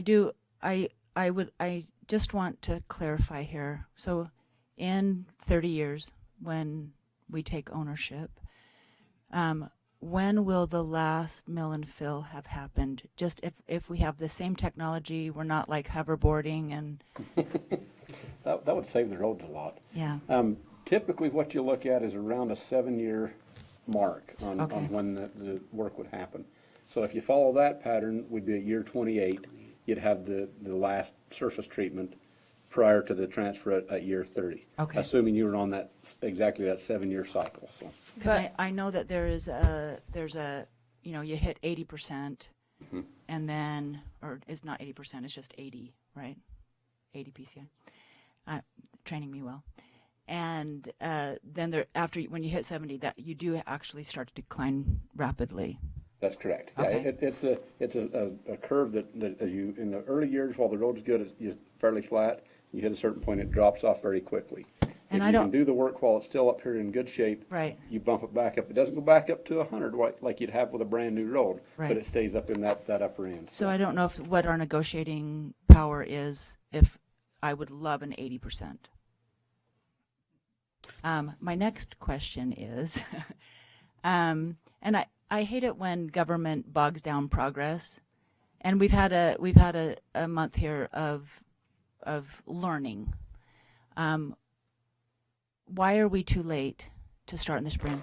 What we'd have on it, in order to have a spring start, so say if we wanted to start construction in March, we would have to bid it somewhere around the 1st of February. In order to have the bid ready for the 1st of February, we would have to have the design done around the 1st of January, somewhere in that time frame. Okay. Design time on this road, 5 miles of roadway, curb gutter, existing, improvements, things like that. Marty, 6 months, Dave? 4 to 6 months. So you back that off that much farther. In order to have a March start, we'd have had to start probably back in July, August time frame with the design. So what if Pleasant Grove decides I'm to not done yet. Oh, sorry. Okay. Well, it's in relation to that question. If Pleasant Grove decides to go ahead with the project and we decide in the next week or so, make an official 5 vote. minutes. 5 minutes, no, because we can't officially vote, but yeah, it's not on the agenda. Oh, can't vote. But if we make an official vote in the next week or so, what would we be looking at? Same? Time frame would still be the same, but that would, for where we're at the end of November now, 1st of December, I would think we'd be looking at probably August time frame that we'd be ready to go to bid. My recommendation at that point is August is probably not the best time to bid for prices, that we'd be better off to wait until about this time next year. There is some work with some of the irrigation ditches, things like that we'd want to do off season over the winter months, and then be ready to get into pavement work in spring of 18 would be my thinking. Dave and Marty, I'd look to you for concurrence on that if you think that's Well, sounds reasonable. hasn't there already been done some design work or some engineering on it? It's all been conceptual, so they still need to Okay. go and do the survey and do the actual design of it, so. All right. And then my next thing is, well, I have a couple of them. I wish that the state could hear every conversation that we have about roads. I'm serious. I don't know if I could hashtag every conversation because it's probably 80% of my time that we spend talking about roads. I don't know what the forum is for us to get the word to the state that city councils are sick and tired of talking about road funding. And I don't know if you have any influence there, but it is a major, major concern for every single city. And we're looking at more rooftops and more money. I thought that we were poor, but after listening to you, I'm very grateful for our road budget. And we're going to add 10,000 homes in the next 30 years, roughly. And the road is already failing, actually, traffic-wise. I don't know if you know that or not. Yeah. I live on 30 East, which everybody then takes off, and so now 30 East is failing. But my question probably is for Jenny, because I think she probably needs some, what is it about the road that you don't think you're going to get in the 9.3? What, you keep talking about that you're not going to get something. Right. So, and that's probably a question best asked of David, but there were some drainage issues that still wouldn't be fixed. There were, no, sorry. Oh, I have two. I don't need to. You can have two. There were some drainage issues that weren't being fixed. There were still portions of the road that would not have curb and gutter. But again, David can answer that question better than I can. Yeah, so the curb and gutter is only on a portion of the road on the Cedar Hills side. And actually, there's even portions in Pleasant Grove that don't get curb and gutter on both sides of the street as well. But isn't that included in the 9.3? No. The curb and gutter on? Not all of it. But not all. Only portions. So it doesn't bring the project up to a city standard road. It's not a Pleasant Grove standard. It's not a Cedar Hills standard. There's not going to be sidewalk and pedestrian access and crosswalks and things like that. It's not an 8th North in Orem. Yeah, exactly. And it's not even going to widen the pavement section out to where you have like a full 3-lane section with shoulders and things like that. And turning lanes and things. So No bike lanes is a big deal. yeah, no bike lanes in the current design. I think we did include the bike lanes, didn't we? Not in this current design Just that shoulders. yeah. So there are things that are not Okay. included. So if we're talking that this would become a city road, it's definitely not up to a city road standard. And I know drainage, especially on the east side of Canyon Road, is a concern for us, especially on a few of those steep streets that come onto Canyon Road. We get several inch ice patches on Canyon Road because there's no drainage there, and people come off that road and slide right into Canyon Road because they can't stop. And those are the issues that aren't going to be addressed even with the 9.3 million. Now, some of those curb and gutter issues, though, will probably be addressed with development, right? There's some potential, yes, along that corridor. Probably less potential for development to do those improvements in Cedar Hills than there is in Pleasant Grove, because typically development, they buy large tracts of ground and we have required all developers to put the improvements in on Canyon Road. Right. If they've made application, they have to do all the improvements on Canyon Road. Right. In fact, But as you know, we have many lots that are just single lots that front Canyon Road, both in Pleasant Grove and in Cedar Hills, that just access directly. Those won't be improved unless there's a project like this to do it. And we've actually worked with both cities on where development has happened to make sure those improvements have gone in. We've done that jointly on a couple of different projects that have happened in the last couple of years. I have a few comments that I want to make too. So I've been on the city council for about 3 years, and I'd never heard that anyone in our city ever said that we'd take on that road. And it's come up maybe 4 or 5 times that we would possibly own Canyon Road. And every time it's come up, it's been unanimous that we felt like it was a county road, that traffic going through our town on that road is going from town to town. It's not inter-company or inter-city traffic. And so we've seen no reason why it should be a city road, I believe, as a council. I can't speak for all the council, but it seems like we've been unanimous every time it's come up 4 or 5 times. And during this time period where it keeps coming up, I know for a fact that it was on the schedule to be worked on if we didn't keep entertaining the idea of taking the road. And we've never shown any signs within our city council that we were going to take it, that I've seen. And the only thing that's postponing it is we keep entertaining, someone keeps entertaining, not in the city council and Cedar Hill circle, but someone keeps entertaining the idea of the city's taking it. I think it would have been fixed 2 years ago, and I think the county would fix it up so that it wouldn't keep causing problems. You know, they can't just do an overlay every year and expect it not to have problems. And I think that had we just said no a few months ago, they would have fixed it up to the county standard this spring, but this has delayed it again. And I'm not going to talk on the names of the county commissioners, but a county commissioner came and I said to that county commissioner, you guys swapped the roads. You found out how expensive it would be. You have a lot of other projects out there, such as the $150 million project out there for the BRT. And you had buyer's remorse for taking the road, and that's why you want the cities to take it. And that's the county commissioner said yes. Just straight up yes, and that really did not leave a good taste in my mouth or other people in our city's mouth. And I just think that we need to let them fix it up to their standard, and then when they don't have the leverage of this money sitting out there that they're going to give us if we take it and not give us if we don't, they just need to fix it.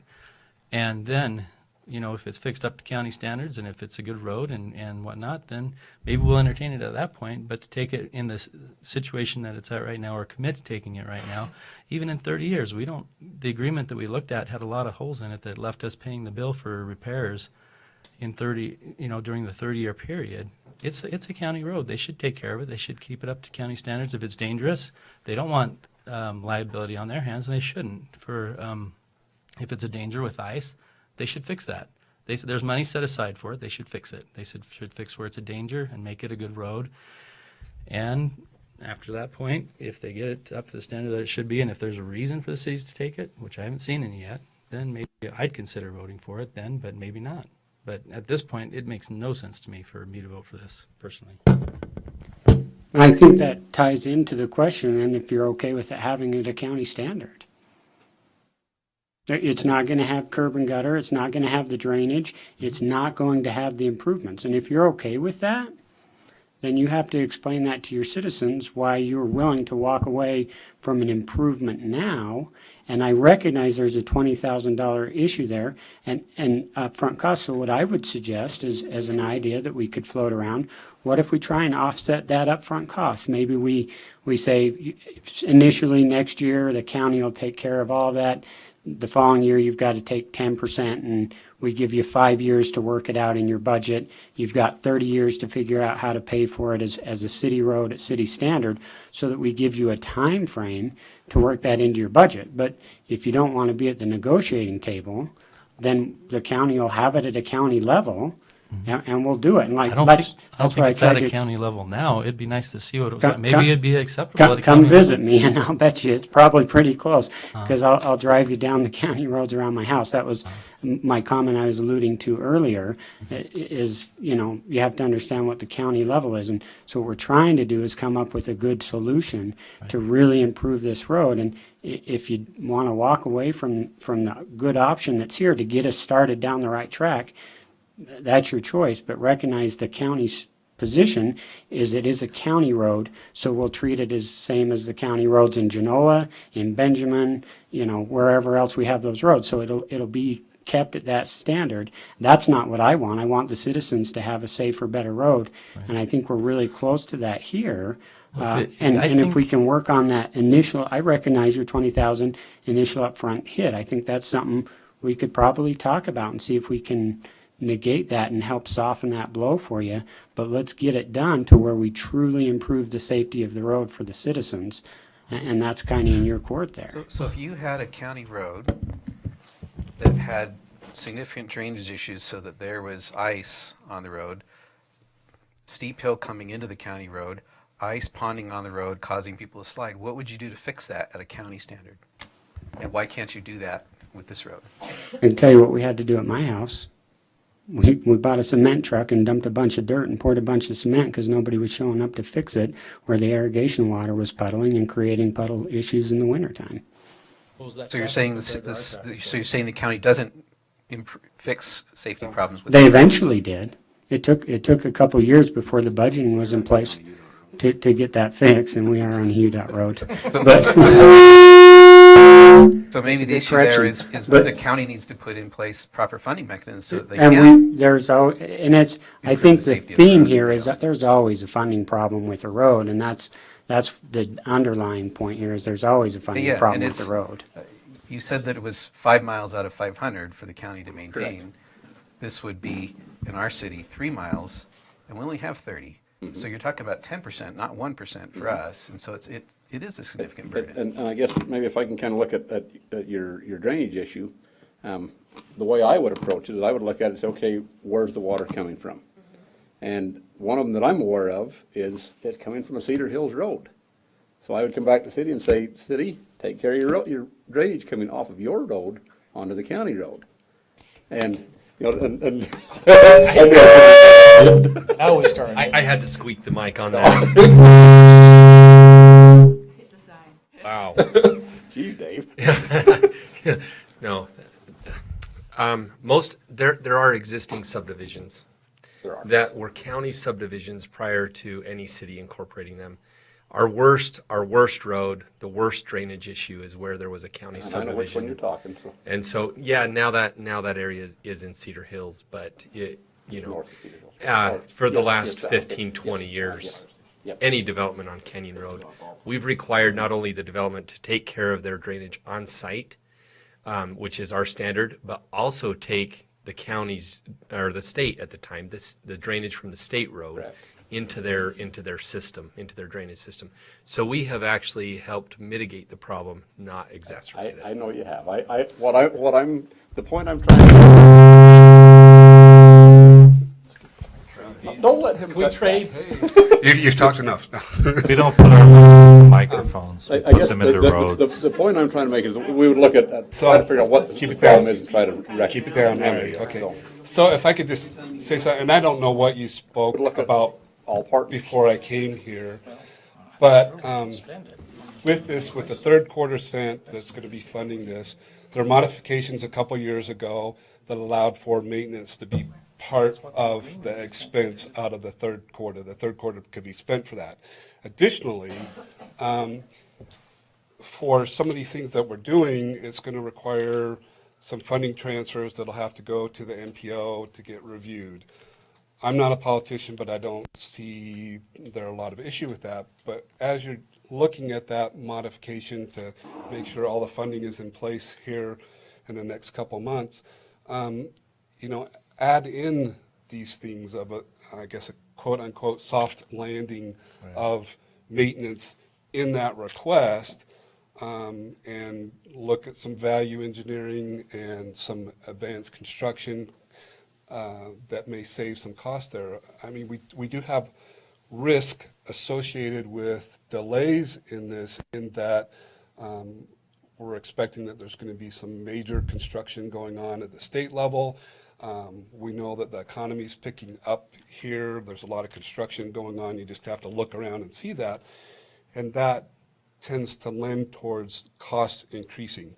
So the more that we can do it, the quicker we can do, the more advantageous we're going to have some of that bidding, which then will give us an opportunity to have some savings there that we can maybe look at a soft landing as we put that into a whole package deal on this. And it wasn't too many years ago that, and Richard and others can attest to, that every project was coming in over budget, over bid, over, and then we had a good time for infrastructure projects when they were coming in under, and we were getting additional funding, and we could put that and reinvest that in. But I don't know how long that will stay. But I would just say maybe you can look at that when you approach the MPO to add that kind of soft landing in, if that's the big holdup. Now, if it's an issue of something greater, a philosophical issue of a standard of a road, then that's something else. But if it's a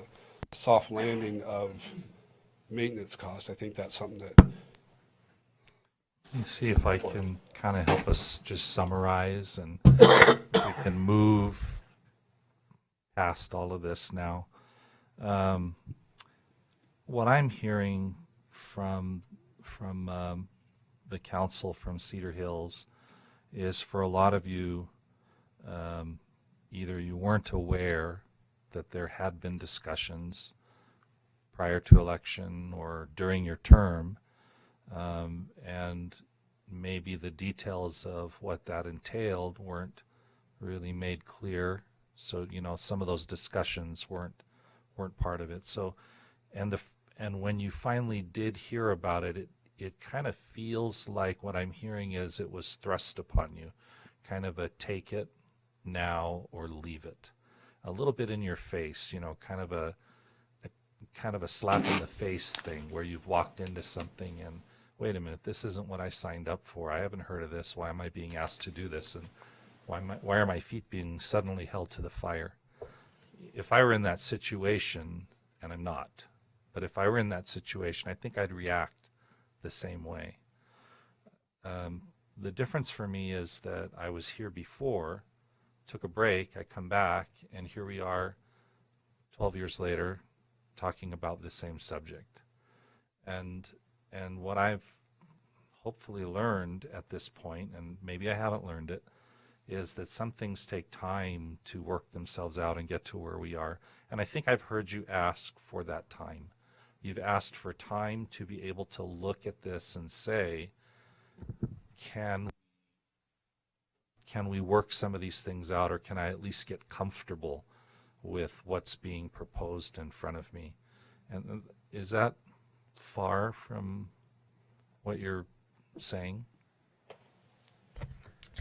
We've been talking about this ever since I started city council, and we've had different offers thrown at us, and everyone was, you know, saying that we'd take the road over from the county, and every time we thought, it's a county road, why would we take it? And it was because they didn't want to spend the money. Well, why should we spend the money? Sure. So time, I'm not sure, helps me, because we've been talking about it every few months for 3 years, and I haven't seen, you know, the offers have been getting a little bit better, but still, why does it make sense for us to own the road 30 years from now if it doesn't make sense for us to own the road next year? Right. Is pushing it up to 30 years from now, city council, something that we want to do just because we don't want to take it now? If it's a city road, we should take it now.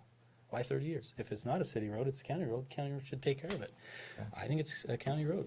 But more time doesn't help me. Slightly different perspective. I've been around 10 years, not quite 12 years. I've never, ever heard this issue. I've been quite politically active in the city. And so this is definitely new to me, that we would be asked to somehow change our budget. I haven't had the time to figure out what kind of plan we want to put in place. Commissioner Ellertson said maybe we should just charge $2 a person. That actually would come to maybe $8.50 a house. Now we're talking, okay, maybe we should do like Provo has done and start a utility fee where we can charge people to pay for our road upkeep. And that would only cover maintenance. We actually need to start saving up money for major projects down the line. And so maybe we have to start charging $20 a household. I have to weigh that against other concerns that our residents have. If I poll residents, it's not a number one priority that I want to pay $20 extra a year so we can own Canyon Road. They might say, I'd rather pay $20 a year so I can build a pool finally in Cedar Hills. And we've talked about that actually for 10 years. We've talked about building a pool in Cedar Hills, and that is a high priority for a large number of our residents. And so it's really hard for a city council to choose to take on extra obligations, which would require raising taxes, would require having a utility fee, when it's not a major priority for our residents to do that. They're certainly concerned about the state of Canyon Road, but it's more of an anger at the state for many years for not taking care of a road that they owned, and now a frustration with the county for not taking care of a road that they own. And they feel like, why should we have to foot the bill for that, being a relatively small town with, you know, some of the traffic is ours, but some of it is from other towns coming through, and the canyon's a busy place these days. So that's kind of where some of our frustration comes from, where you're hearing pushback from us. From a long-term perspective, and I've expressed this to the mayor, and that's why he mentioned at the start of our meeting, I can see a way where the city works in a partnership with the county. And so if the county was coming to us and saying, look, you have extra things you want on the road, perhaps that's curb and gutter, perhaps that's roundabouts or signals in some places where we have none right now, maybe we could work out a deal where the city chips in some of the extra costs that would be needed for that over and above what the county would normally spend on what they call a county grade road. I could see that as a possible way forward for our city. I could see us needing some time to talk that over. I would love for the county to come initially to us and saying, we'd like to have a partnership, as opposed to saying, here's the deal. If you don't do it, we lose the $9.3 million and we're not going to really do much to the road. I would love to have the county come and say, here's a partnership, here's a vision for where the road can be. This is what we were willing to do. What extra would you be willing to do? What does that cost look like? How much is the city willing to foot of that cost? I'd love to have that kind of a discussion. I'm just not quite there yet. Sure. I'm surprised by that because I've only been in this as a county commissioner for 2 years, and part of the process that you're describing, I thought we were doing that with your staff, and trying to find a partnership that worked all the way through, and so that actually surprises me that we haven't had more discussion or that you feel that way, because I thought that's where we were at, what we were trying to accomplish. A county commissioner from Door Council at that point, we were told, that was the only discussion that was had. Well, the meetings that I'm referring to are the meetings, in which we've come down to the commission, the mayors, and we've gone back and forth and talked about what can be done and what should be done, and yeah, it starts off like, well, we've got a county road, and this is kind of the standard that we have for the county road. Now, what would you like to see different? And we talked about the money. We talked about, I thought we were in a partnership all the way through. We don't go out to sit in front of the councils per se to do that. I don't know if that's necessarily our responsibility to do that, but we had been in full contact with the cities, all along the process. So that's kind of that's new to me. I don't know where that goes, but it's for us. I felt like we were going through and saying, hey, what works, what doesn't work? This is the money we have, and trying to make it work. What's happened with us is we are presented an option. Mayor Gigi comes and says, the county has talked with us about an option. What do you guys think about that? And it's been, I think, every time 5-0. We're not interested in that. Just tell them to fix the road. And then 4 or 5 months later, another proposal that's a little different. No, we're not interested in that. Tell them to fix the road. And we're the ones that make the decision. So working out the details on something that hasn't been agreed to by the 5 city council members just doesn't seem to make sense. It seems like a waste of time. And we haven't ever shown any interest that I've seen. It's always been 5-0. No, we're not interested. Am I wrong? So I guess to that question, I would say, so where's this idea of working together on a partnership? You've rejected anything we brought to you. Right? And every time it's been us owning the road, that really I know that you're both probably referring to when I came and made the comment. I did say that the county's interest is in maintaining it as a county road. We're not interested in maintaining it as a city road. Now, if your comments are relative to what I said, I do not remember some of the things you iterated that I said. I'm not going to argue that. Right. I'm just saying I don't think I would have said it that way. I think it may have been your interpretation of what was said. It's on record, so I can check. Please do. And if I'm wrong, I'll admit it. But I think the point is that this attempt and this agreement, as I stated a little bit ago before you came, our intent here today isn't to be an adversary. We're here to try and work through on a partnership. And I think we've come a long way from where I was when I said, if you don't take it, then we're not going to do it. The agreement before us now is not that. It's basically saying, let's work together. And you've indicated that if it's a priority to the city, that you'll find a way to help do what needs to be done. So I guess I'm saying, let's work together. Let's find a way to make it work. Mayor, I'm sorry. I apologize. I had a commitment before this meeting was scheduled. But I appreciate you and the commissioners, Cedar Hills, and the commissioners and our staff for taking the time to meet. Thanks for coming. And appreciate it. We'll probably have another discussion in the future. So thank you. I'm actually going to have to be excused too. I got a strawberry water meeting where they're talking about all my water rights that's about to start in Payson in 10 minutes. So Thank you for coming, I appreciate your help, and I Commissioner-elect. look forward to working towards a solution, because I know my hope is that we can improve the quality of the road for all of our citizens to make it safer and make it better. I think this was a great forum to get that a little bit closer, hopefully, and hopefully some of the things I said this evening to you, you can ponder on and recognize that, hey, maybe this is a little better offer, even, than you've originally considered. Thank you. Thank you for coming. Appreciate that. We'll alert the highway patrol. Yeah. Just don't tell the deputies, right? I'm really glad that you all came tonight, even the one that came from Hawaii, right, today? You got that tan, that little glow. Your mayor has represented you well in all the meetings that I've been in. He's just represented your position quite clearly. Maybe not as direct as has been spoken tonight, but he has made it clear what your position is. And the reason I think this is going forward is our city is definitely interested in pursuing this. And we're at different places, right? Cedar Hills and Pleasant Grove are in different places. And we have a little more history on what happened and how we got to where we are. We were part of the North County Boulevard construction, acquiring right-of-way, got into problems with certain individuals. We had to work together to let the county take over those negotiations. There were lane changes involved, and then all of the mayors and city councils got involved as we plowed this thing up the center of the valley. And it was always the intent that was going to become the major access for the county. Whether that completely changes Canyon Road's purpose as going from state to county to city, that can be debated for a long time. The state's not going to debate it. It's gone. They passed it off. So the question for us has been, with what we know about how long it took for us to get to where we are, and with the option that we see on the table for what we need to do and where we can be, for us, this looks like a pretty good deal. This is a really big step, and this is really far different than what we were originally talking about. It was just a swap in the beginning.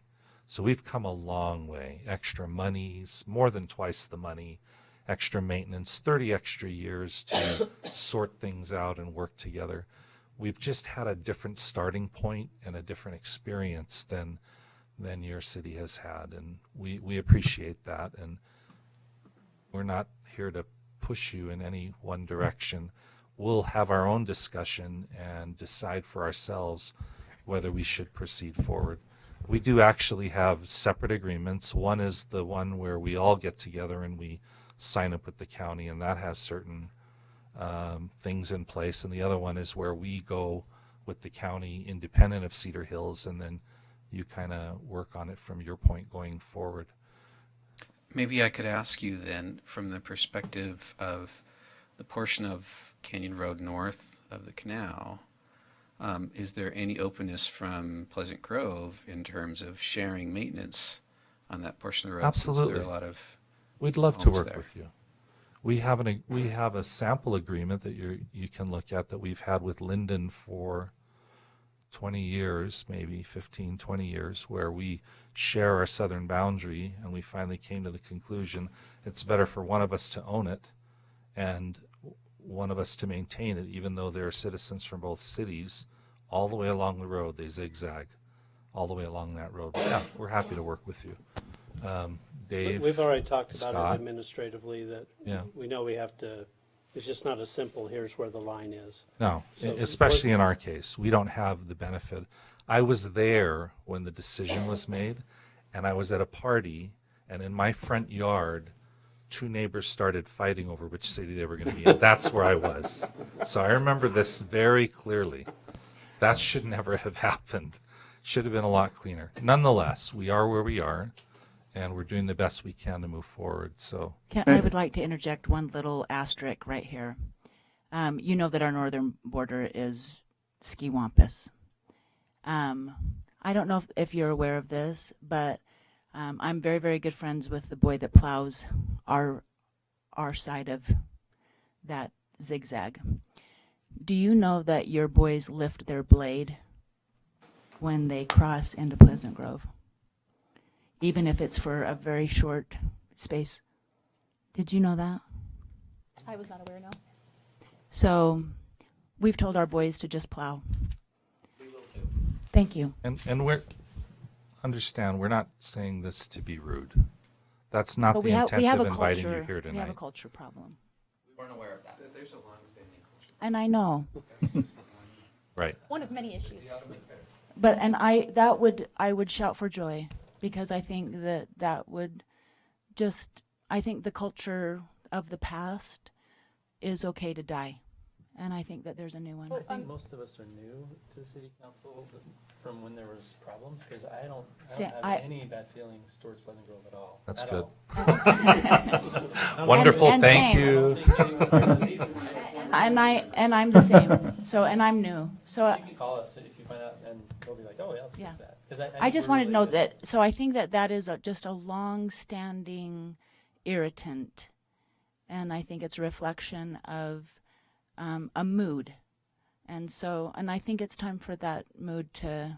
Hard feelings related to the Yes. Anyway. I'm fine if we can fix that and just keep it for when Lone Peak plays Pleasant Grove in football. That will not happen. Mayor, I just want to say I appreciate you allowing us to come talk tonight. And that's what I wanted, was to hear your perspective. It sounds like you've been involved a lot longer than most of us at this table, and that helps. And from the county, I would hope, and again, I'm speaking out of turn here, so you guys can interrupt me if you think I shouldn't say this, but I would hope that maybe coming here tonight too helped you to see that even between Pleasant Grove and Cedar Hills, there's a vast difference when it comes to resources and capability of handling a road of this magnitude. And so maybe that's where we're at, is that we have to have a separate agreement with Pleasant Grove and Cedar Hills, because what Pleasant Grove can handle is not the same as what Cedar Hills can handle, but the agreement assumes that we can.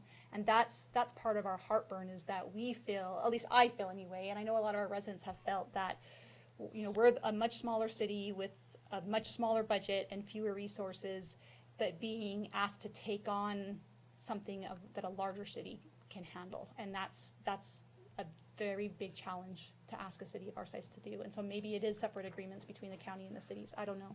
And if I could add a comment, I haven't spoken yet, but the mayor represented where Pleasant Grove was at. That doesn't necessarily mean that Pleasant Grove is unanimous in that opinion. There's been a lot of good argument on both sides, a lot of things to consider and think about.